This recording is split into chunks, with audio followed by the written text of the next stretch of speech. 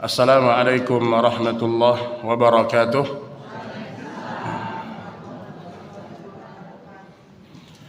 Innal hamdalillah nahmaduhu wa nasta'inuhu wa nastaghfiruh wa natubu ilayh wa na'udzu billahi min shururi anfusina wa sayyiati a'malina. Man yahdihillahu fala mudilla lahu wa man yudlil fala hadiya lahu. Ashhadu an la ilaha illallah wahdahu la syarika lah wa ashhadu anna Muhammadan abduhu wa rasuluh. Ya ayyuhalladzina amanu taqullaha haqqa tuqatih wa la tamutunna illa wa antum muslimun. Amma ba'du, kaum muslimin dan kaum muslimat rahimani wa rahimakumullah. Alhamdulillah, pada siang hari ini kita diberikan izin oleh Allah Subhanahu wa taala untuk kembali duduk sejenak mendengarkan sebahagian dari ayat-ayat Allah, mendengar sebahagian dari hadis-hadis Rasulullah sallallahu alaihi wasallam. Dan semoga Allah Subhanahu wa taala menjadikan duduknya kita di majelis ilmu ini mudah-mudahan diberikan barakah, rahmat dan maghfirah oleh Allah Subhanahu wa taala. Baik Bapak Ibu sekalian, rahimani wa rahimakumullah. Terakhir kita sampai bab berapa? 20. Larangan keras menyembah Allah di kubur orang saleh.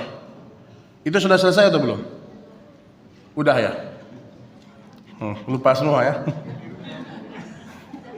Ada yang ingat nggak? Sudah selesai? Oh, tayyib. Berarti masuk bab ke-21 ya. Saya rasa sudah selesai ya. Saya ingat kita sudah selesai. Baik, kita masuk pada bab ke-21,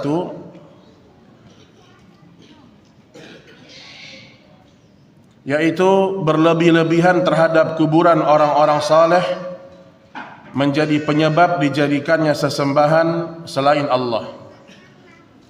Kita masuk pada bab yang masih berkaitan dengan masalah ghulu terhadap orang-orang saleh.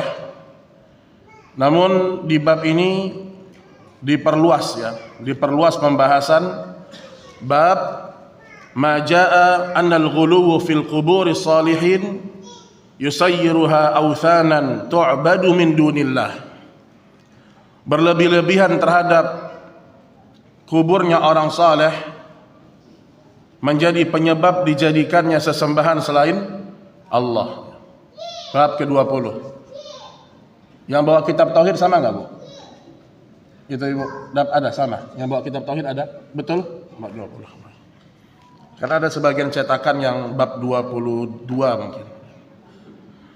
Baik, Bapak Ibu yang dirahmati Allah Subhanahu wa taala, sebagaimana yang sudah kita jelaskan pada pertemuan-pertemuan yang lalu, bahwa sebab terbesar terjadinya kesyirikan adalah besarnya kecintaan seorang hamba kepada makhluk. Sebab terjadi kesyirikan terbesar, mereka mengagungkan orang-orang saleh yang telah meninggal dunia, kemudian mereka berharap orang-orang saleh tersebut bisa menyampaikan hajat-hajat mereka.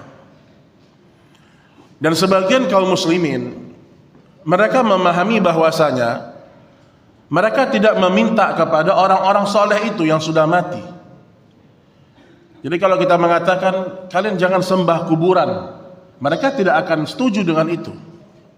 Mereka akan mengatakan kami enggak sembah kuburan, kami hanya menjadikan antara kami dengan Allah ada seorang yang soleh sebagai perantara.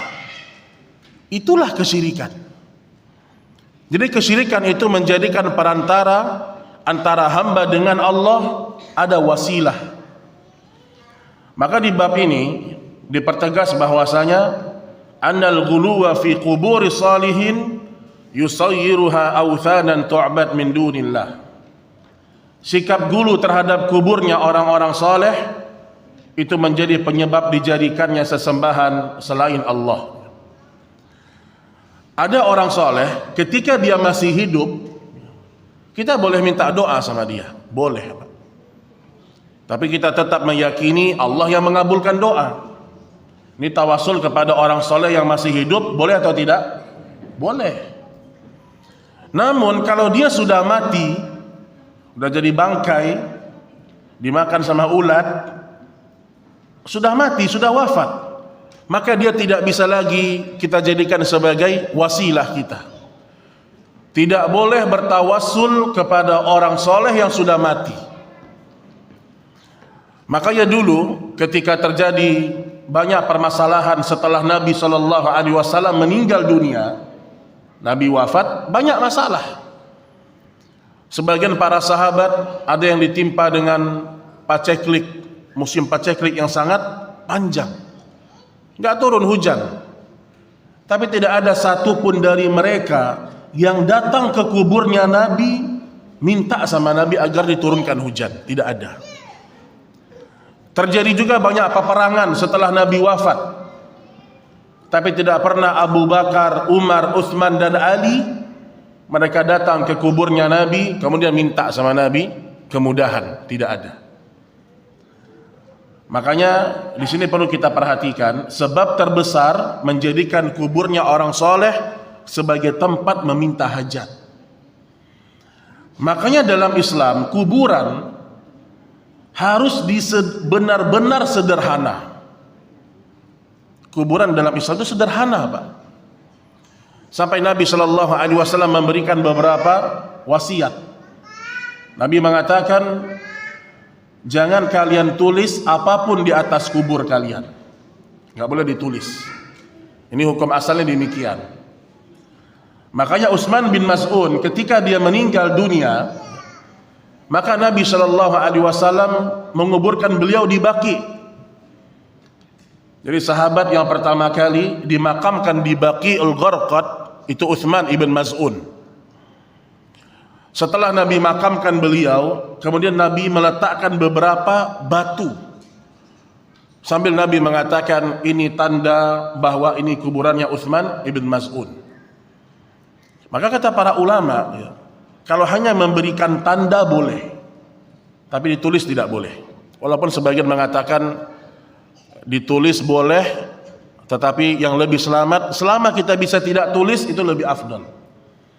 Yang kedua, kuburan tidak boleh seorang dia menyemen kuburan, la tujassas. Tidak boleh menyemen kuburan, menembok kuburan, apalagi meninggikan kuburan. Apalagi dikasih kelambu-kelambu, dipasang wifi, nggak boleh juga. Ada orang pakai wifi, Pak. Antum kalau lihat sebagian orang, ada orang mati meninggal orang soleh, lihat kuburannya, semacam kubah besar gitu loh. Kemudian ada lampu-lampunya, ini nggak boleh dalam Islam ini, Pak. Ini nggak boleh dalam Islam. Kemudian lihat lagi kata Nabi, jangan kalian duduk di atas kuburan. Makanya kalau kita ingin melihat kuburnya orang-orang soleh dan dikuburkan dengan benar, lihatlah para sahabat di kota Madinah, Pak. Itu orang-orang hebat itu, Pak. Ada ribuan para sahabat dan ada banyak istri-istri Nabi yang dimakamkan di Baqi.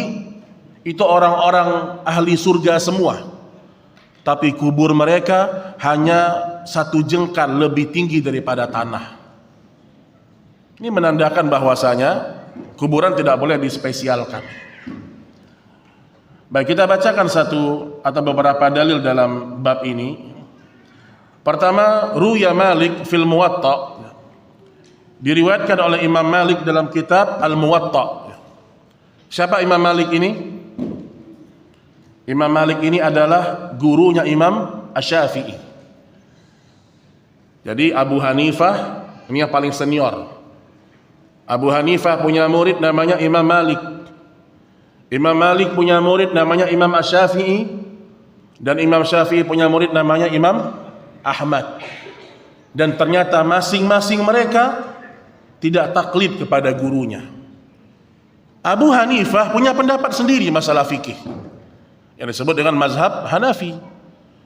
Imam Malik punya mazhab sendiri yang banyak pendapatnya bertentangan dengan pendapat gurunya, tapi mereka tetap saling menghormati, saling memuliakan. Nah, Imam Malik ya, dia punya kitab namanya Al-Muwatta. Yang kitab Al-Muwatta ini kalau antum baca sejarahnya Imam Syafi'i, di awal-awal beliau ingin belajar dengan Imam Malik. Maka Imam Malik menyuruh Imam Syafi'i untuk membaca Muwatta ini. Ada kisah yang menarik sebenarnya di situ, tapi kisahnya panjang ya. Intinya Imam Syafi'i datang, kemudian kata Imam Malik, kalau ingin belajar sama saya, baca dulu kitab Muwatta. Apa isi kitab Muwatta itu? Isinya hadis-hadis. Hadis-hadis Rasul sallallahu alaihi wasallam yang jumlahnya sangat besar, sangat banyak, Pak. Perintah Imam Malik untuk membaca aja. Maka diambil oleh Imam Asy-Syafi'i, sama Imam Syafi'i dihafalkan, Pak. Bukan dibaca, dihafalkan. Sampai ada riwayat Syafi'i hanya menghafalnya sekitar 2 malam saja. Disebutkan Imam Syafi'i kalau ngafal ya kurang lebih sama lah kayak kita ya. Kalau kita lupa semua. Ini kalau ada mushaf ya, ada 2 lembar ini. Imam Syafi'i kalau dia pengen menghafal halaman yang sebelah kanan, dia harus tutup halaman kirinya dulu. Karena kalau terlihat sedikit langsung hafal. Kan mirip sama ibu kan? Mirip lah ya. Mirip lah, beda tipis lah. Ya, jadi dia lihat sedikit langsung hafal. Makanya beliau pernah mengadukan kepada gurunya Waqi ketika hafalannya bermasalah. Orang itu kalau dia cerdas, dia tahu kenapa kok hafalan saya lemah. Maka ngadu dia kepada Waqi. Kata Imam Waqi, fa arsyadani ila tarkil ma'asi. Aku mengadu kepada Waqi buruknya hafalanku. Dan Imam Waqi menyuruhku agar aku meninggalkan maksiat. Nah, intinya akhirnya Imam Syafi'i menghafalkan kitab Muwatta, datang lagi ke Imam Malik. Kemudian dia bacakan semua Muwatta itu. Nah, ternyata subhanallah Bapak Ibu ya, buah dari keikhlasan, Pak. Imam Malik punya kitab Al-Muwatta. Ketika beliau dulu menulis kitab itu, murid-muridnya ngomong sama dia, "Wahai Imam Malik, orang sudah banyak nulis kitab Muwatta, kenapa kamu tulis lagi dengan judul yang sama?" Jadi di masanya Imam Malik sudah banyak kitab Muwatta dengan judul kitab Muwatta. Apa kata Imam Malik? Apa yang dilakukan karena Allah, itulah yang kekal dan abadi. Apa yang dikerjakan karena Allah, itulah yang akan menetap dan tidak akan sirna. Subhanallah, Pak. Ada satu kejadian terjadi banjir besar. Ada yang mengatakan banjir besar, ada yang mengatakan peperangan. Sehingga banyak kitab-kitab Muwatta ini hilang. Maka yang tersisa hanya Muwattanya Imam Malik sampai sekarang. Seakan-akan para ulama mengatakan ini buah keikhlasannya Imam Malik. Buku boleh sama namanya, tapi niat yang menulisnya itu beda-beda setiap orang. Jadi judul buku boleh sama, tapi keikhlasan setiap orang berbeda-beda. Maka sampai detik ini tidak ada, kalau orang menyebut kitab Muwatta pasti orang ingatnya Imam Malik. Karena selain kitab ini sudah banyak yang hilang, punah. Maka Imam Malik mengatakan apa yang dilakukan karena Allah biasanya dia akan kekal dan abadi. Baik, disebutkan dalam kitab Muwatta ini, anna Rasulullah sallallahu alaihi wasallam qala, Nabi sallallahu alaihi wasallam bersabda. Bapak Ibu ingat kalau disebutkan nama Nabi bersalawat. Jangan diam aja. Baca sallallahu alaihi wasallam. Nggak perlu juga dengan suara keras sallallahu, enggak. Sallallahu alaihi wasallam. Karena kalau kita tidak ucapkan itu, kita termasuk orang yang bakhil. Kata Nabi, orang yang paling bakhil yang disebutkan namaku di sisinya dia tidak bersalawat kepadaku. Apa kata Rasul sallallahu alaihi wasallam? Allahumma la taj'al qabri wathanan yu'bad. Istadda ghadabullahi ala qaumin ittakhadhu qubur anbiya'ihim masajida. Ya Allah, kata Nabi, janganlah engkau jadikan kuburanku sebagai berhala yang disembah. Ada sebagian riwayat disebutkan Nabi mengucapkan yang semakna dengan ini sebelum beliau meninggal. Beliau mengatakan, la'natullah 'alal yahudi wan nasara ittakhadhu qubur anbiya'ihim masajid. Itu sebelum beliau wafat. Semoga Allah melaknat Yahudi dan Nasrani, mereka menjadikan kubur-kubur nabi mereka sebagai masjid. Jadi memang kuburan itu bukan tempat untuk ibadah. Kuburan bukan tempat untuk berzikir. Kuburan bukan tempat untuk berdoa. Maksudnya secara khusus ya, kita berdoa boleh mendoakan yang dalam kubur. Tapi yang kita lihat mayoritas orang, dia berdoa untuk meminta kepada mayat-mayat yang sudah mati. Kata Nabi, ya Allah, jangan jadikan kuburanku sebagai berhala yang disembah. Ishtadda ghadabullah ala qaumin. Allah sangat murka, ghadab. Allah sangat murka kepada orang-orang yang telah menjadikan kuburan para nabi mereka sebagai tempat ibadah. Jadi disebutkan oleh Nabi sallallahu alaihi wasallam bahwasanya Allah begitu marah, Allah tidak suka, Allah melaknat orang yang menjadikan kubur-kubur nabinya sebagai tempat ibadah. Makanya Bapak Ibu coba perhatikan ya. Kalau seandainya kuburan para nabi itu benar-benar harus kita baca Quran di situ, minta-minta di situ, pasti Nabi sudah sebutkan masing-masing lokasi kuburan nabi-nabi terdahulu. Tapi nggak ada riwayatnya, Pak. Di mana kuburnya Nabi Musa? Yang pasti itu tidak ada. Di mana kuburnya Nabi Nuh? Di mana kuburnya Nabi Hud misalnya? Seandainya kuburan para nabi itu bernilai, ada keistimewaannya, maka niscaya Rasul sallallahu alaihi wasallam telah menyebutkan masing-masing lokasi makamnya para nabi. Tapi tidak ada keistimewaan apapun yang berkaitan dengan masalah kuburan. Makanya orang-orang yang berangkat umroh, waktu itu ada salah seorang jamaah ya, perempuan, ibu-ibu, dia marah-marah sama travel umrohnya, Pak. Saya dapat kabar dari teman yang berangkat waktu itu dengan gerombolan orang-orang yang belum ngaji kayaknya, marah-marah, dan dia baru pertama kali berangkat. Dia bilang, kok kami perempuan gak bisa melihat kuburnya Nabi? Mana bisa? Saudi sudah letakkan yang bisa melewati hanya laki-laki. Ngamuk dia, Pak.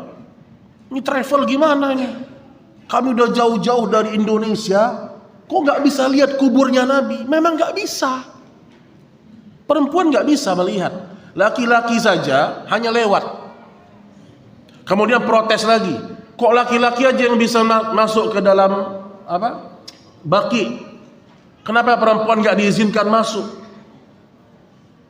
Apa kata sebagian para ulama? Orang yang seperti ini sebenarnya dalam keyakinan hatinya itu dia ingin minta-minta ke ahli kubur itu sebenarnya. Makanya dia jengkel. Pak. Maka di masa Imam Malik, ini saya telah berkali-kali mengucapkan, semoga kita ini ingat ya.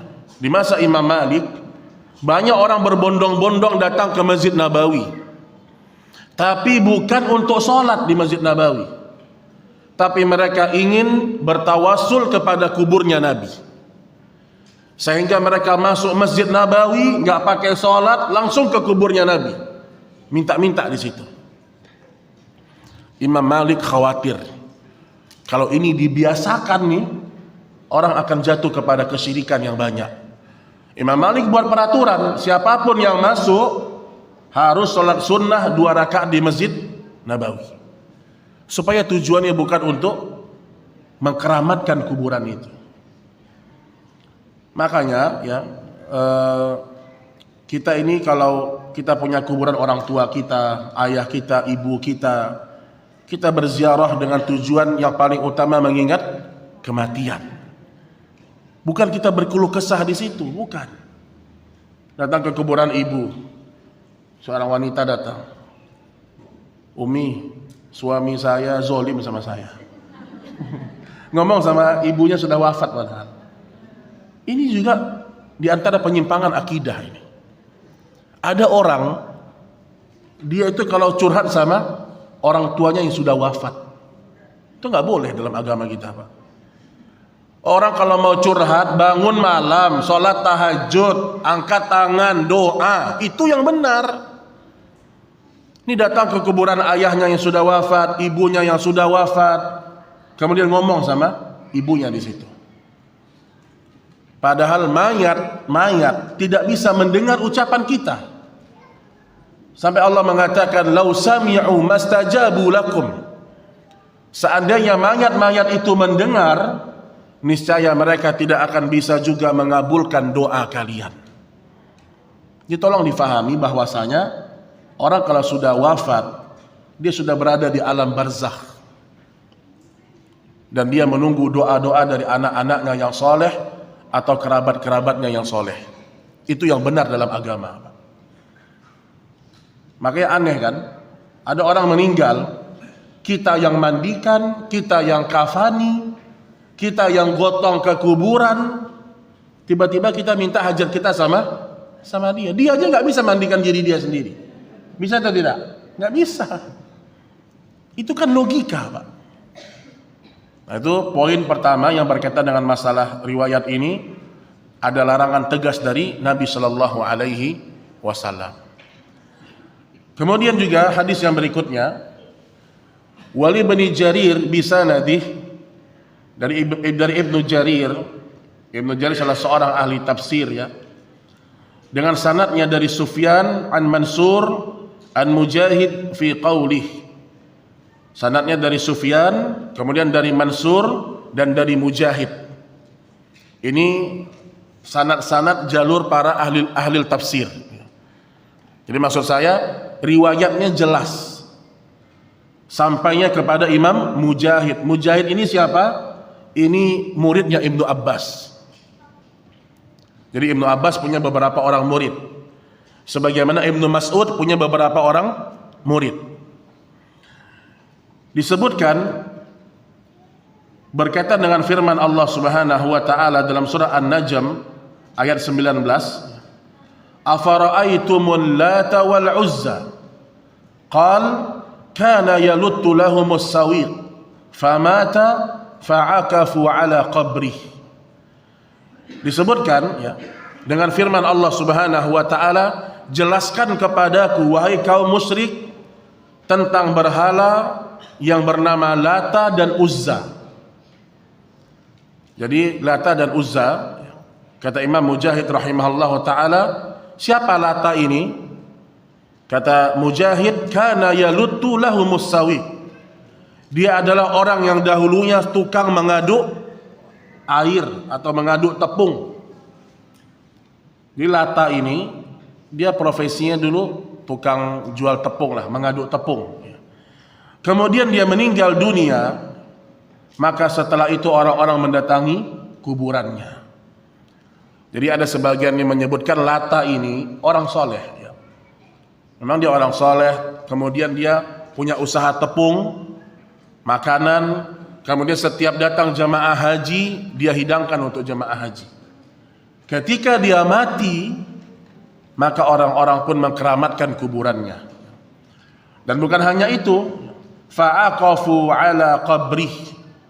Bukan hanya mengkeramatkan, bahkan mereka beriktikaf di kubur Lata dan Uzza tersebut. Jadi iktikaf bukan di masjid lagi, Pak, tapi di kuburan. Luar biasa ini. Sekarang masih ada atau tidak? Masih banyak, Pak. Ada masjid sengaja dibangun yang ada kuburnya sengaja. Sengaja seperti itu. Ada masjid sengaja dibangun, kemudian diletakkan di dalamnya kuburan orang soleh. Nah itu banyak di Indonesia ini banyak, ya, banyak. Dan ini merupakan kesyirikan, syirkul akbar ini, syirkul akbar. Baik juga Ibnu Abbas, ya, beliau menyebutkan riwayat dari Ibnul Jauza, kana yaluttu sawiq lil hajj. Dulu Lata ini sebenarnya adalah tukang mengaduk tepung untuk para jemaah haji. Di sini menunjukkan bahwasanya dia orang yang berkhidmah untuk jemaah haji, kemudian dia dianggap orang soleh, dia meninggal, maka orang beribadah di kuburnya. Jadi makanya kita ini boleh menghormati orang soleh, tapi tidak boleh berlebihan, Pak. Antum menghormati guru antum, ya, atau menghormati syekh yang kita kenal, kita hormati tapi tidak boleh berlebihan, tidak boleh berlebih-lebihan. Dan biasanya orang kalau belum ngaji, penghormatan dia kepada gurunya itu luar biasa. Ketemu guru tuh kayak, oh, Masya Allah, atas bawah,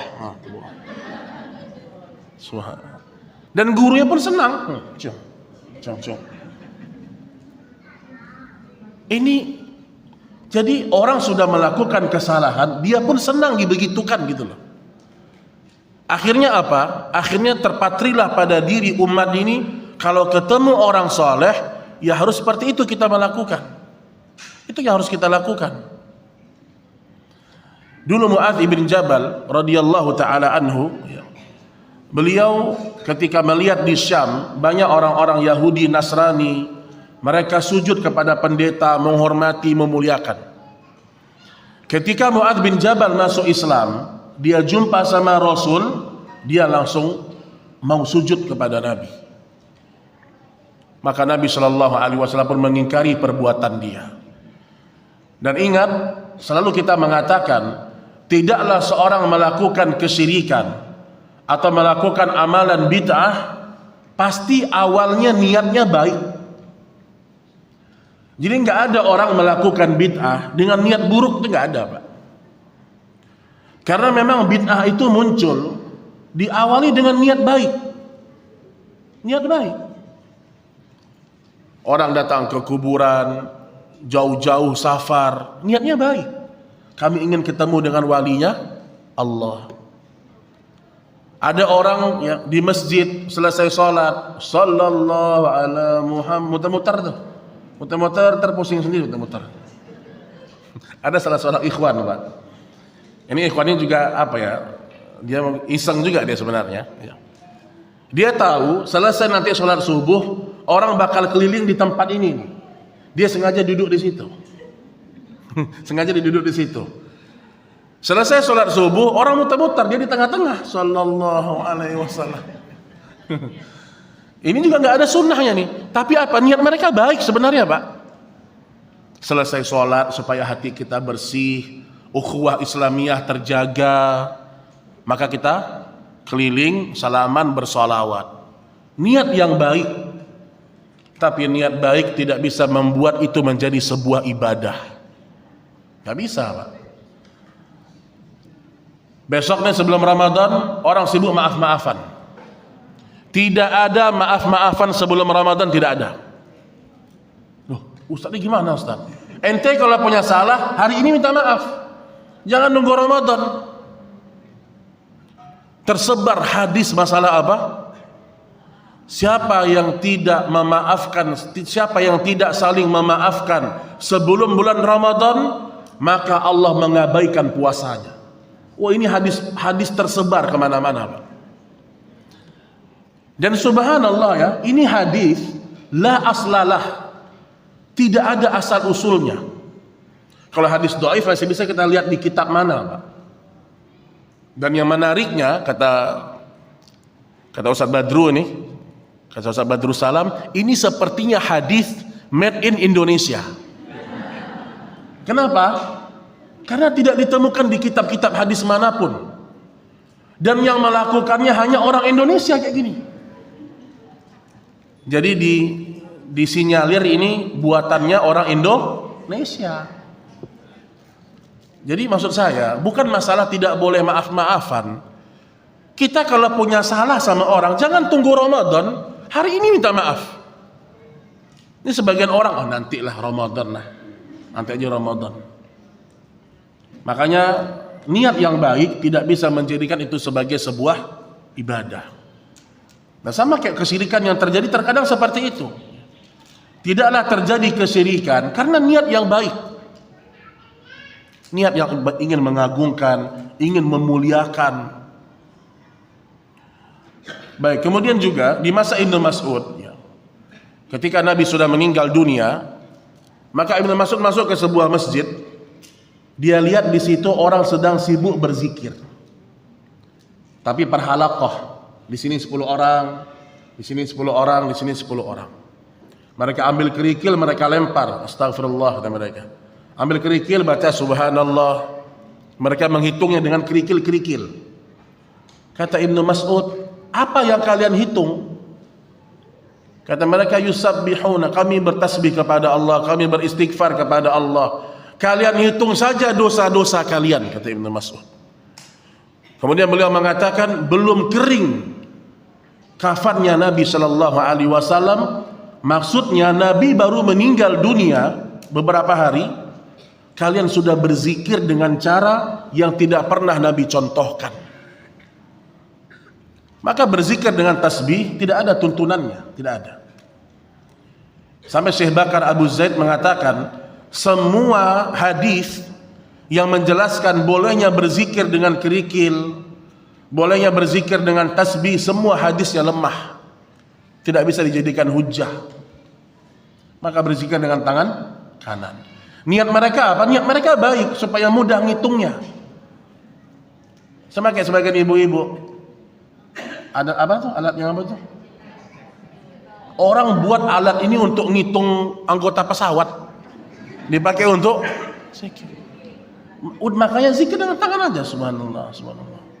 Kalau ingin sebanyak-banyaknya gak usah dihitung. Makanya Syekh Utsaimin mengatakan, hadis yang ada tentang jumlah zikir yang boleh dihitung hanya 100. Bapak Ibu tidak akan menemukan satu hadis pun yang mengatakan Nabi berzikir 200, tidak ada. 1000 tidak ada. Tapi sebanyak-banyaknya silahkan. Kalau mau dihitung tidak boleh lebih dari 100. Zikir pagi petang kan 100 sebagian zikir-zikirnya. Kalau ingin lebih daripada 100 nggak usah dihitung. Kenapa? Karena tidak ada contohnya harus kita menghitung sekian jumlah, nggak ada. Apalagi dipakai untuk ria-riaan di pesawatnya. Subhanallah, subhanallah, subhanallah. Teman lihat udah berapa kali itu? Udah 2000 kali, masya Allah. Bahagia dia, subhanallah. Kita ini ibadah ini bukan untuk kita tahu berapa banyak, enggak. Ibadah itu sederhana tapi sesuai sunnah. Satu contoh Bapak Ibu, Nabi sallallahu Aisyah menceritakan bagaimana sholat qabliyah subuhnya Nabi. Apa yang dibaca qabliyah subuh? Al-Kafirun dan Al-Ikhlas. Itu kan suratnya itu tuh. Apa kata Aisyah? Nabi qabliyah subuh hampir-hampir aku mengira Nabi tidak baca Al-Fatihah. Artinya enggak lama, enggak. Maka barang siapa yang sholat qabliyah subuh, dia baca Al-Kafirun, dia baca Al-Ikhlas, ini lebih besar pahalanya dari orang yang baca Al-Baqarah. Kok gitu Ustaz? Kan dia baca banyak Qur'annya, satu huruf 10 kebaikan. Nggak bisa, itu umum. Kenapa lebih besar pahalanya? Karena mencontoh Rasul. Dan Rasul orang yang paling mengerti dengan banyaknya pahala. Nah, sebagian orang nggak mau, qabliyah subuh 2, saya 4 saya 4. Nggak bisa, niat baik ini nggak bisa Pak. Maka niat baik ini harus dibarengi dengan ilmu. Dan ilmu itu bukan kata fulan. Ilmu adalah Alkitab was sunnah ala fahmi salaf, itu ilmu. Baik, itu dia berkaitan dengan masalah hadis yang kedua tentang Lata dan Uzza, mereka orang-orang soleh yang disembah setelah kematian mereka. Kemudian hadis yang terakhir dalam bab ini dari Ibnu Abbas radhiyallahu anhuma. Kenapa disebut dengan anhuma? Kenapa bukan anhu? Mungkin ada yang belum tahu. Kalau anhu berarti apa? Satu orang ini siapa? Dianya. Kalau anhuma bersama dengan bapaknya. Ya, jadi kalau disebutkan nama sahabat radhiyallahu anhuma, berarti dia dan bapaknya ini beriman. Tapi kalau disebutkan hanya radhiyallahu anhu, berarti bapaknya tidak beriman. Anhu untuk satu orang, anhuma untuk dua orang. Anta antuma, antum. Itulah ya. Pernah belajar kan bahasa Arab? Itulah. Disebutkan di sini, la'ana Rasulullah sallallahu alaihi wasallam zairatil qubur. Nah, ini perhatikan nih yang ibu-ibu nih. Rasulullah melaknat kaum wanita yang menziarahi kuburan. Sebentar, jangan protes dulu, nanti ada penjelasannya. Masih koma ini, ya. Disebutkan di sini Rasul melaknat. Apa makna laknat? Dijauhkan dari rahmat, itu laknat. Jadi kalau disebutkan si fulan dilaknat oleh Allah, maksudnya apa? Si fulan dicabut rahmatnya dari Allah. Hidupnya dicabut, rahmatnya dicabut sama Allah. Kata Nabi, Rasul melaknat kaum wanita yang menziarahi kubur. Wal muttakhidina 'alaiha al-masajida was-suruj. Serta orang-orang yang membuat tempat ibadah dan memberi lampu penerang di atas kuburannya. Lihat. Nabi larang mereka buat, Bu, sebagian orang. Nabi larang untuk membuat tempat ibadah, malah mereka buat. Lihat sebagian orang-orang sufi, tasawuf. Nabi larang, mereka buat sengaja. Nabi larang menulis sesuatu di atas kubur, mereka tulis. Nabi larang jangan di tembok, mereka tembok. Nabi larang jangan pasang penerangan, mereka pasang. Kemudian mereka mengatakan, kami ini adalah orang yang paling cinta sama Rasul. Karena mengalir di tubuh kami darahnya Rasul. Masya Allah. Darah opo yang mengalir. Subhanallah ya. Lihat bagaimana ada orang mengatakan dia cinta, tapi dia langgar semua perintah orang yang dia cintai. Dan Nabi tegas mengatakan di sini, wal muttakhidina 'alaiha al-masajida was-suruj. Dan orang-orang yang menjadikan kuburan tempat ibadah dan dipasang penerangan di situ. Nah, di sini ya, ada penjelasan berkaitan dengan zairat. Ya. Ada 3 pendapat para ulama berkaitan dengan hukum wanita berziarah kubur. Pertama, pendapat yang pertama mengatakan mutlak haram. Ini pendapat pertama mengatakan mutlak haram. Berdasarkan hadis ini. Berdasarkan hadis ini. Makanya sebagian para ulama memang mereka melarang sama sekali tidak boleh wanita berziarah kubur. Ini pendapat yang pertama dan pendapatnya juga cukup kuat sebenarnya ini. Pendapat yang kedua mengatakan hukumnya boleh tapi bersyarat. Boleh tapi bersyarat. Syaratnya apa? Pertama, tidak terlalu sering. Tidak terlalu sering. Yang kedua, kalau dia berziarah kubur, dipastikan dia tidak meratap. Niyahah. Kata Nabi sallallahu alaihi wasallam, ada 4 dari kebiasaan jahiliyah yang masih ada di tengah-tengah umatku. Di antaranya disebutkan niyahah, meratap. Kemudian apa lagi? Bangga dengan nasab. Bangga dengan nasab dan keturunan. Maka dari pendapat yang kedua ini, ya, bahwasanya wanita boleh ziarah kubur, tapi sesekali. Nah, sesekali ini kan nggak jelas berapa. Intinya, kalau memang tidak darurat, tidak perlu ziarah kubur. Karena ketika kita berdoa, kita bisa dirubah berdoa. Dan sebagian wanita, dia ziarah kubur, dia meratap. Dan itu terjadi. Akhirnya teriak-teriak di kuburan. Yang tadinya dia sudah ikhlas dengan kematian suaminya, gara-gara dia ziarah kubur, dia mulai hilang keikhlasannya. Makanya kalau begitu sifatnya, jangan ziarah kubur. Jangan ziarah kubur. Ini pendapat yang kedua. Boleh tapi bersyarat. Pendapat yang ketiga mengatakan boleh secara mutlak. Boleh secara mutlak. Mereka berdalil dengan hadis Nabi sallallahu alaihi wasallam, "Kuntu nahaitukum an ziyaratil qubur, fal'ana fazuruha, fa innaha tudzakirukumul maut." Dulu aku melarang kalian ziarah kubur, kata Nabi. Sekarang ziarah kuburlah, karena itu mengingatkan kalian kepada kematian. Kata para ulama, yang butuh ingat mati bukan hanya laki-laki. Kalau tujuan ziarah kubur mengingat kematian, maka wanita juga butuh mengingat kematian, supaya nggak main Shopee terus, supaya nggak sibuk media sosial terus. Ajak ke kuburan istri itu, Pak. Maka pendapat yang ketiga mengatakan boleh. Wallahu a'lam, ya. Pendapat yang lebih kuat pendapat yang kedua sebenarnya. Walaupun pendapat yang pertama juga kuat. Jadi kalau seorang wanita mau berziarah kubur silahkan, ya.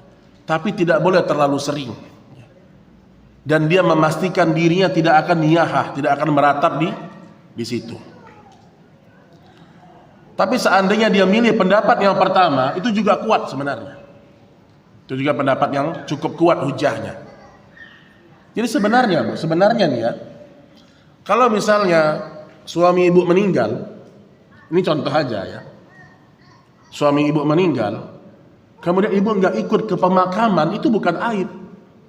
Ibu di rumah aja nunggu, biar laki-laki semua yang datang ke kuburan suami kita.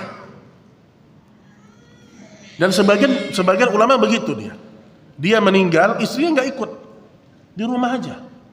Karena memang ya dikhawatirkan istrinya akan meratap, niyahah ya.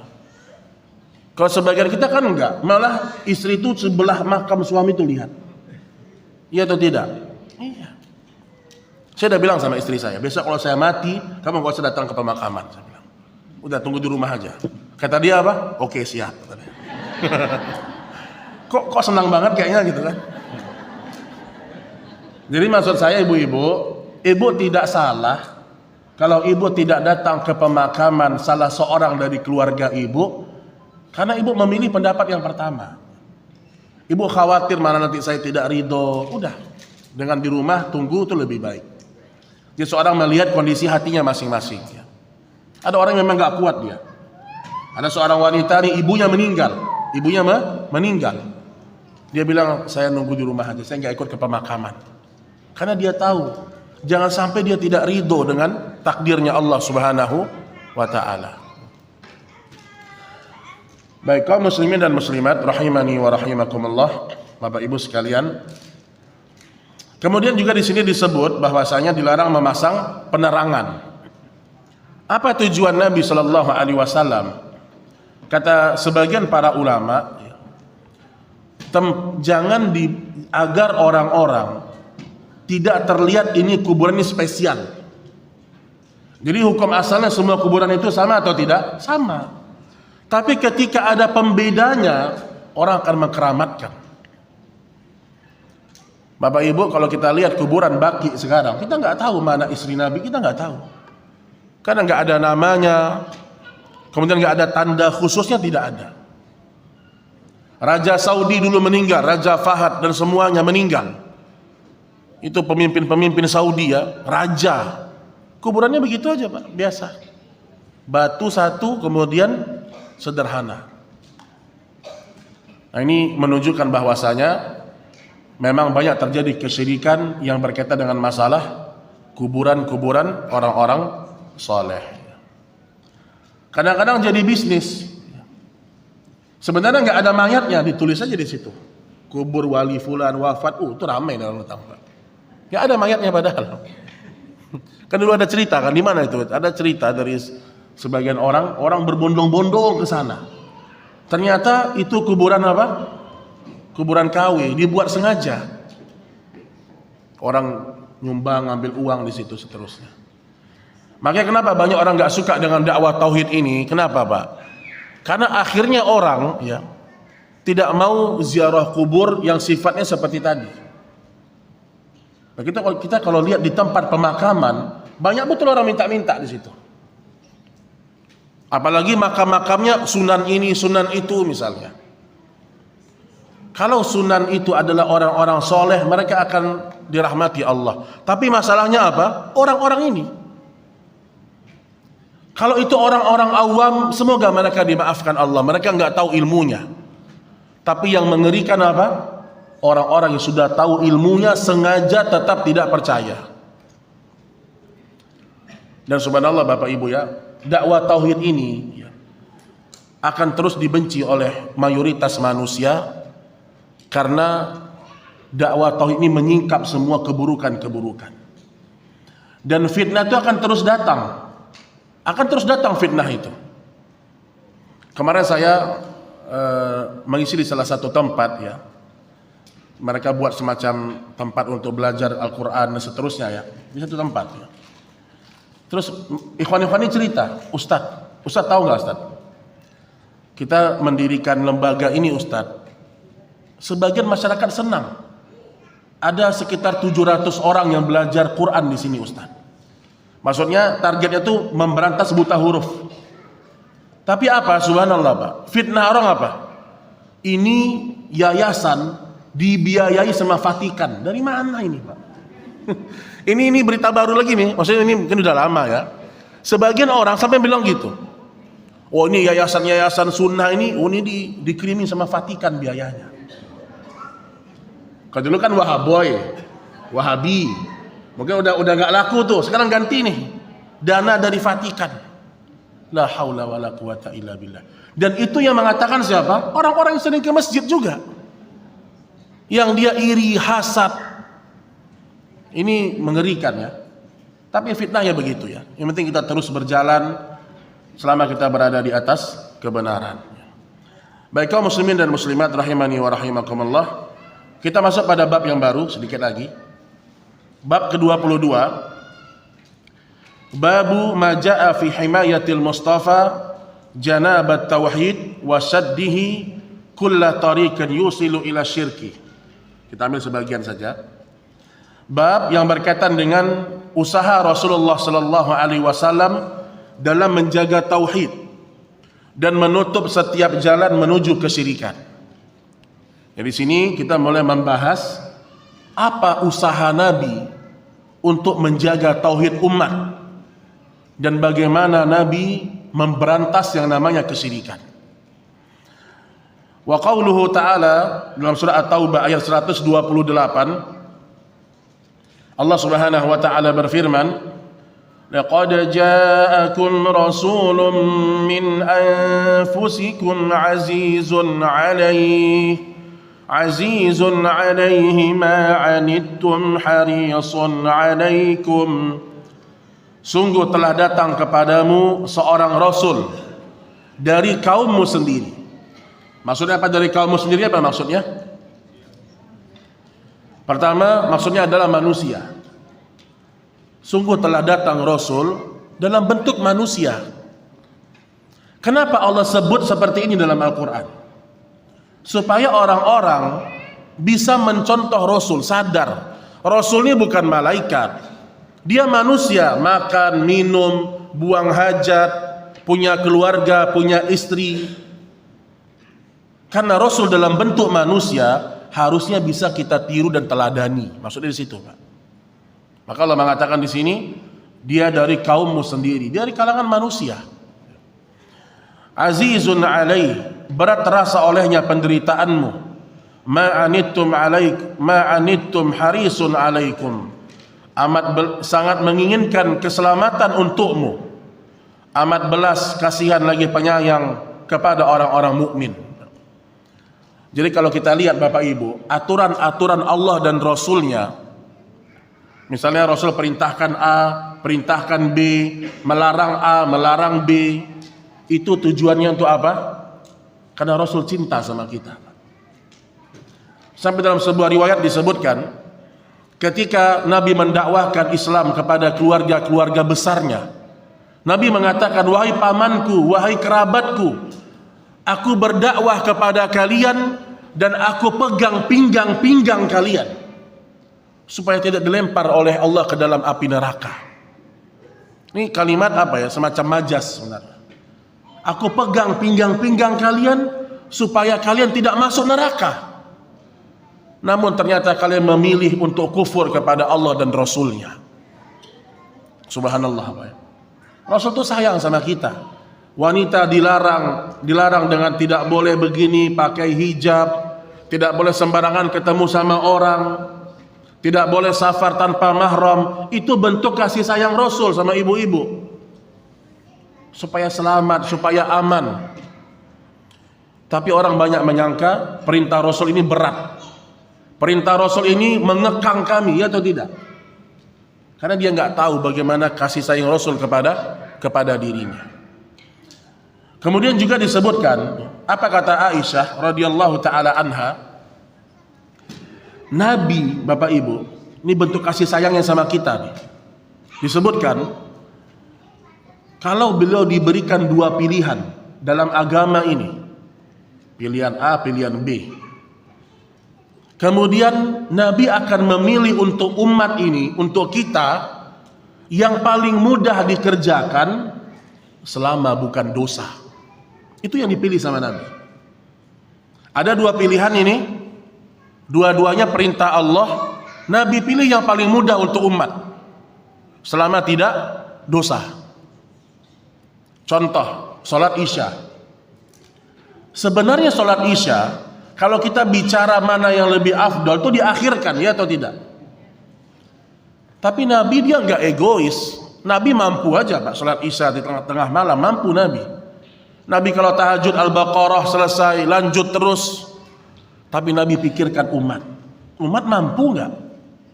Sehingga Nabi mengatakan, laula asyqa ala ummati, kalaulah tidak memberatkan umatku, aku akan perintahkan mereka untuk mengakhirkan sholat Isya. Atau dalam riwayat yang lain, manusia masih dalam kebaikan selama mereka mengakhirkan sholat Isya. Kemudian juga dalam masalah siwa ini, bersiwa setiap mau wudhu atau setiap mau sholat itu afdol sebenarnya. Tapi Nabi tidak wajibkan sama kita karena memberatkan. Laula an asyqa ala ummati la amartuhum bisiwaki 'inda kulli wudhu aw shalah. Kalaulah tidak memberatkan umatku, aku sudah perintahkan mereka untuk bersiwak ketika berwudu atau ketika sebelum sholat. Ketika wudu gimana caranya? Ya, berarti sebelum wudu kita siwak. Ketika sholat gimana? Ketika sebelum sholat, ya. Gimana caranya? Nah, inilah sunnah yang hilang dari sebagian umat Islam. Kalau kita lihat imam-imam Haramain kayak Syekh Sudais itu, di sini ada siwaknya nih. Jadi ketika meluruskan shaf, istau itu siwak. Sebelum takbir dia segini dulu, baru takbir Allahu Akbar. Itu sunnah itu, Pak. Ada yang bawa siwak di sini? Saya juga nggak bawa masalahnya. Tapi Nabi tahu itu memberatkan umat, maka Nabi tidak wajibkan. Nabi tidak wajibkan. Nah, itu maksud saya, sebenarnya aturan-aturan Nabi yang datang kepada kita itu sudah yang paling ringannya. Contoh lagi, kita safar nih. Nabi bisa aja ketika beliau safar, beliau tetap sholat 4 rakaat, bisa atau tidak? Bisa aja. Nabi aja tahajud Al-Baqarah habis, lanjut lagi. Tapi Nabi diriwayatkan seumur hidup beliau, kalau beliau safar, beliau pasti mengqashar sholatnya. Pasti mengqashar sholatnya. Tidak ada Nabi safar, Nabi nggak qashar. Nabi pasti qashar. Supaya apa? Supaya kita contoh. Sekarang datang orang, saya enggak Ustaz, saya tetap 4 rakaat. Lebih hebat daripada Nabi dia berarti, Pak. Nggak bisa, Nabi sudah 2, kita 2 saja. Walaupun kita kalau bicara dia sholat dengan imam, itu beda cerita ya. Tapi hukum asalnya, orang kalau qashar, sholat sunnah, dia sholat 2 rakaat. Dia sholat 2 rakaat. Ada qabliyah ba'diyah atau tidak? Yang ada hanya qabliyah subuh dan witir. Saya mau tanya, ini kita tambahan aja. Kenapa Nabi tidak qabliyah ba'diyah? Tapi kenapa qabliyah subuh? Nah, di sini yang perlu kita luruskan nih. Nabi tidak qabliyah, ba'diyah, karena memang ada pasangannya, paketnya, zuhur dengan asar. Ini yang masih penjelasan ringan. Tapi yang lebih kuatnya apa? Nabi itu qabliyah subuh. Itu bukan karena besarnya keutamaan, bukan. Apa keutamaan qabliyah subuh? Dunia dan seisinya. Bapak Ibu kalau bicara keutamaannya besar, sebenarnya lebih besar keutamaan qabliyah zuhur dan ba'diyah zuhur. Apa keutamaannya? Keutamaannya berlindung dari api neraka. Mana lebih hebat? Dapat dunia dan seisinya atau selamat dari api neraka? Nah, jadi alasannya bukan karena keutamaan, bukan. Karena kalau alasannya keutamaan, ba'diyah zuhur, qabliyah zuhur lebih besar keutamaannya. Tapi memang subuh tidak ada pasangannya. Zuhur dengan asar itu ada pasangannya. Nah, jadi makanya kata para ulama bukan karena keutamaan, karena kalau keutamaan qabliyah dan ba'diyah zuhur itu membuat orang selamat dari api neraka. Mana pilih mana? Dapat dunia seisinya atau selamat dari api neraka? Selamat dari api neraka. Itu sekedar penjelasan aja. Jadi tidak ada satupun syariat Rasul yang berat, tidak ada. Nggak bisa puasa, bisa kita ganti di hari yang lain. Wanita hamil dan menyusui, dia cukup membayar fidyah saja, keringanan. Orang sakit, dia cukup qada saja. Safar, dia cukup qada saja. Makanya pendapat yang mengatakan wanita hamil dan menyusui, dia fidyah juga, dia qada juga, ini pendapat yang tidak tepat. Berarti ini memberatkan. Fidyah sudah, terus qada lagi gimana? Tapi yang lebih kuat adalah fidyah saja. Kenapa? Karena itulah yang terjadi di masa para sahabiat. Kata Abdullah bin Abbas, dulu para wanita mereka hanya membayar fidyah. Ini ucapannya Abdullah bin Abbas, fatwanya sahabat, lebih kita pegang. Kemudian juga pernah Umar bin Khattab ditanya oleh putrinya Hafsah, apa yang harus saya lakukan kalau saya tidak berpuasa karena hamil dan menyusui? Maka kata Umar bin Khattab, kamu bayar fidyah. Ringan untuk umat. Intinya demikian, demikian. Baik Bapak Ibu yang dirahmati Allah Subhanahu wa taala, mungkin ini dulu kajian kita pada pertemuan kali ini. Kita akan lanjutkan nanti dengan 2 dalil yang tersisa berkaitan dari bab yang ke-22. Mungkin masih ada waktu insyaallah taala, kalau ada pertanyaan dipersilahkan Bapak Ibu sekalian. Tafadhol.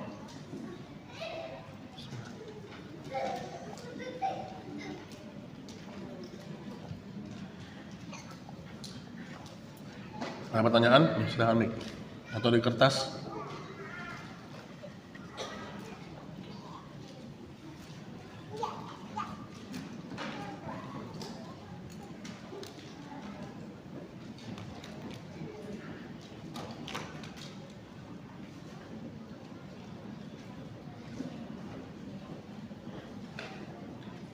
Nggak ada pertanyaan? Hitung sampai 3, kalau nggak ada kita selesai ya. 1. Kadang-kadang orang nanya nggak, ragu-ragu. Nah, kan ada kan, dipancing dulu biar ada ininya. Silakan Bu.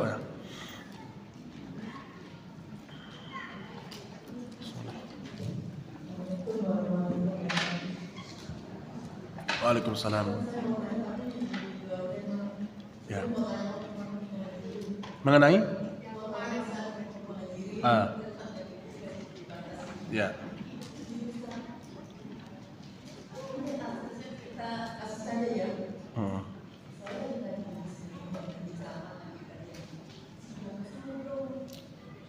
Lagi ceramah, yang belakang ngobrol. Ini waktu kemarin di Muhajirin kan? Terus? Ya.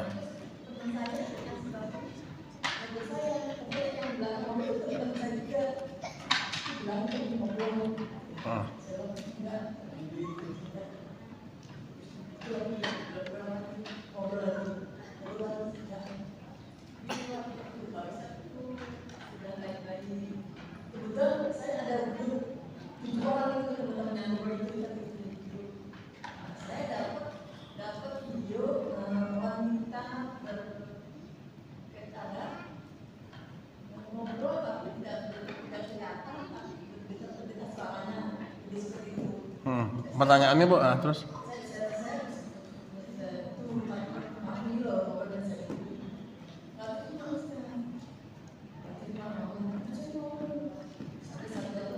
Dia nggak terima ditegur pas ribut kajian gitu.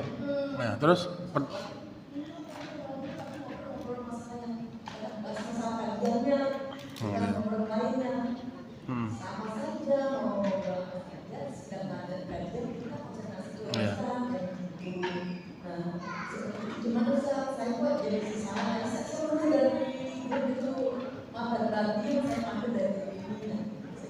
Oh ya, baik.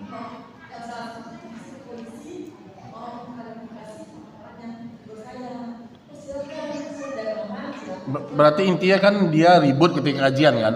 Nah, ya baik. Pertanyaannya? Oh baik. Kalau ada orang ribut, ya.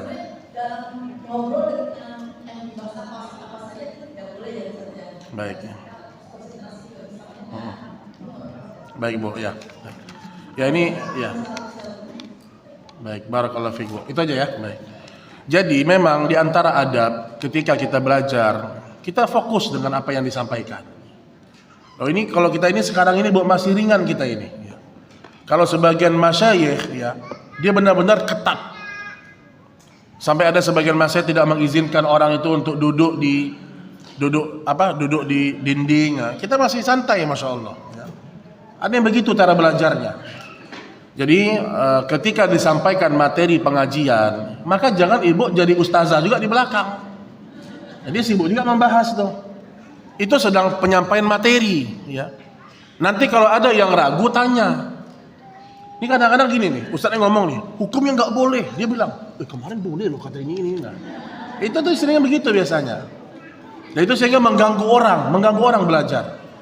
Dan kalau bapak ibu sudah ganggu orang dengan suara ibu zalim sama orang. Pengajian cuma 1 jam, 1 jam pun ribut juga, ini zalim sama orang. Jadi kalau ada poin-poin yang kita merasa kurang tepat, nanti tanyakan. Dulu ya diceritakan di majelisnya Imam Asy-Syafi'i, ya, sampai orang tidak berani untuk untuk membalikkan kitabnya kecuali pelan-pelan. Kalau kita sekarang banyak uzur lah, udah banyak uzurnya, udah banyak keringanan kita berikan. Ya. Tapi kalau di majelis ya, para salaf dahulu enggak ada. Mereka benar-benar ketat penghormatan mereka kepada ilmu, bukan kepada ustadznya, kepada ilmu. Ya. Ibu kalau lagi kajian, kita lagi kajian nih, ibu ngobrol, ibu tidak menghormati ilmu berarti. Jadi bukan si ustadz tapi kepada ilmunya. Ayat Allah disampaikan, hadis disampaikan.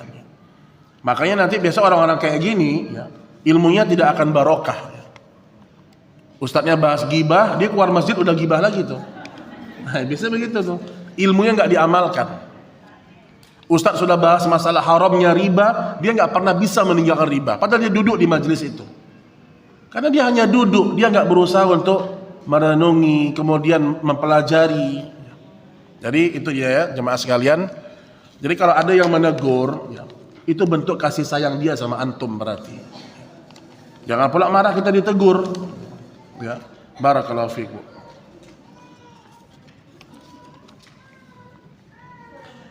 Baik, ya. Ada silakan Bu ya. Waalaikumsalam warahmatullahi wabarakatuh.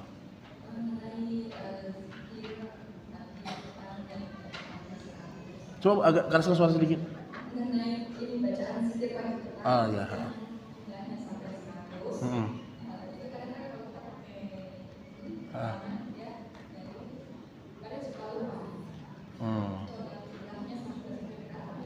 Iya. Baik ya. Itu ya. Jadi gini. Nabi ketika mengajarkan berzikir dengan tangan kanan, itu pasti sudah cara yang paling mudah. Harus kita punya keyakinan itu dulu. Nggak mungkin Nabi mengajarkan sesuatu yang sulit, itu nggak mungkin. Tinggal masalahnya, kok saya sulit Ustaz? Berarti kurang khusyuknya itu. Mungkin sedikit sampai gini nih, subhanallah, subhanallah. Lihat HP misalnya. jadi Bu, jadi sebenarnya insya Allah tidak sulit ya. Justru kalau Ibu serius nih menghitungnya sampai dengan tadabbur, insya Allah itu cara yang paling mudah. Memang ada pendapat yang mengatakan kalau berzikir dengan alat hitung, kalau fungsinya cuma sebagai alat hitung nggak apa-apa. Ini pendapat juga ada. Ya. Tapi kalau saya pribadi, wa khairul hadi hadi Muhammad. Sebaik-baik pedoman Nabi Muhammad. Jadi kalau Nabi sudah mencontohkan, kita berusaha untuk mengikuti, walaupun mungkin awalnya sulit, sulit. Ya. Makanya sesuatu yang belum kita bisa terbiasa, kita latih pelan-pelan diri kita untuk terbiasa menerima apa yang Nabi contohkan. 100 berapa kali itu? Tinggal dihitung kan, tinggal dihitung di sini. Makanya kalau dengan alat hitung sebenarnya boleh, ya. Ini menurut pendapat sebagian, tetapi mereka mengatakan seandainya bisa dengan tangan kanan itu lebih afdol. Itu lebih afdol, ya. Ya, jadi Ibu berusaha dulu dengan tangan nih, dengan tangan diusahakan, ya. Wallahu taala a'lam bissawab. Ustaz, apakah boleh membayar fidyah pada bulan Ramadan bagi ibu nifas yang qadarullah jauh dari awal Ramadan? Jadi tiap hari memberi makan orang yang berpuasa dengan niat membayarkan fidyah. Jadi sebenarnya fidyah, ya, memang ada aturan dalam mengeluarkan. Ya. Ada pendapat yang mengatakan dia dikeluarkan setelah kita pasti tidak puasa di hari itu. Ini pendapat yang pertama nih. Ada lagi yang mengatakan kalau memang kita sudah memastikan bakal tidak puasa, ini kayak orang nifas nih, mungkin secara bakal gak puasa, maka dia boleh langsung tunaikan dari awal. Sebagaimana Anas bin Malik, dia tidak berpuasa selama bulan Ramadan, di usia dia sudah hampir 100 tahun.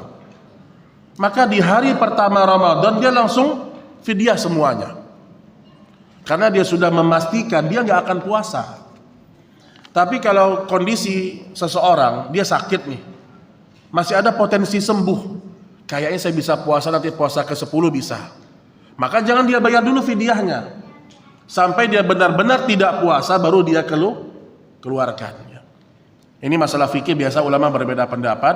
Intinya bayar fidyah, itu intinya itu, ya. Mau di awal atau di setelah kita tidak puasa, dilihat kondisi orang masing-masing. Ya, jadi tiap hari memberi makan orang yang berpuasa dengan niat membayar fidyah. Ya, berikan fidyah yang terbaik. Ya. Yang paling ringan 3 kilogram, 4 mud, 4 sok. Ya. Tapi kalau ingin yang lebih terbaik, yang siap disantap, yang siap dimakan. Ya. Ibu biasa makan apa, Bu? Nasi rendang. Kasih nasi rendang. Jangan nasi telur, nasi rendang kasih. Bicara yang terbaik, ya terbaik. Kalau kita ngasih beras saja juga boleh sebenarnya. Ya. Ustaz mau tanya mengenai sholat ba'da asar. Ada riwayat, ya, tapi dia tidak termasuk rawatib. Ya. Hadis Nabi sallallahu alaihi Ibnu Umar, ya. Rahimahullah imra'an shalla arba'an qabla al-asr, kata Nabi. Semoga Allah merahmati seorang hamba yang sholat 4 rakaat sebelum asar. Tapi ini tidak termasuk rawatib. Sebenarnya dalam setiap sholat antara azan dan iqamah itu bisa sholat sunnah, tapi tidak rawatib itu. Maka ada hadis umum mengatakan apa? Bainal azan wal iqamah shalah. Rakaataini bainal azan wal iqamah. Setiap antara azan dengan iqamat orang boleh sholat di situ. Tapi kalau kita berbicara rawatib, itu ada nanti kekhususan lagi, ya, yang Nabi sebutkan dalam riwayat yang lain. Ustadz, apakah saat kita umrah kita disuruh berdoa di raudhah sebanyak-banyaknya? Ini boleh atau tidak? Apakah ini termasuk syirik? Kenapa syirik? Pertama, raudhah, ya. Jadi memang raudhah ini tidak ada dalil secara khusus mengatakan kita disuruh doa, itu tidak ada. Memang tidak ada dalil khusus harus sholat di raudhah, itu tidak ada. Hanya saja ulama mengatakan ini tempat yang mulia. Kenapa? Karena tempat ini, kata Nabi Shallallahu Alaihi Wasallam, raudhatun min riyadil jannah. Ini taman dari taman-taman surga. Maka ada dua penjelasan. Yang pertama, tempat itu besok, raudhah itu akan diangkat oleh Allah menjadi tempat salah satu di surga. Pendapat yang kedua, seorang diperintahkan untuk memperbanyak ibadah di situ. Karena raudhah itu tempat di mana Nabi dulu salat, Nabi dulu mengajarkan ilmu, ya. Tapi tidak wajib, ya. Jadi kalau seandainya nih kita umrah, ternyata tasrihnya nggak keluar, nggak dapat izin masuk raudhah, nggak ada masalah sebenarnya. Tidak ada masalah. Karena 1000 salat itu di mana saja di Masjid Nabawi, nggak mesti di raudhah, ya. Tapi kalau orang bisa masuk, alhamdulillah, ya. Karena dia itu tempat yang memiliki keutamaan, ya. Wallahu a'lam bissawab. Jadi nggak ada hubungannya dengan syirik, ya. Nggak ada hubungan dengan syirik, ya. Selama niat kita adalah berdoa kepada Allah, itu tidak ada hubungan dengan kesyirikan. Baik, ini mungkin yang bisa, ada lagi? Cukup, ya. Baik, ini mungkin yang bisa kita sampaikan pada pertemuan ini. Mudah-mudahan Allah Subhanahu wa taala memberkahi majelis kita. Wa sallallahu ala nabiyyina Muhammad. Subhanakallahumma wa bihamdik asyhadu an la ilaha illa anta astaghfiruka wa atubu ilaik. Assalamualaikum warahmatullahi wabarakatuh.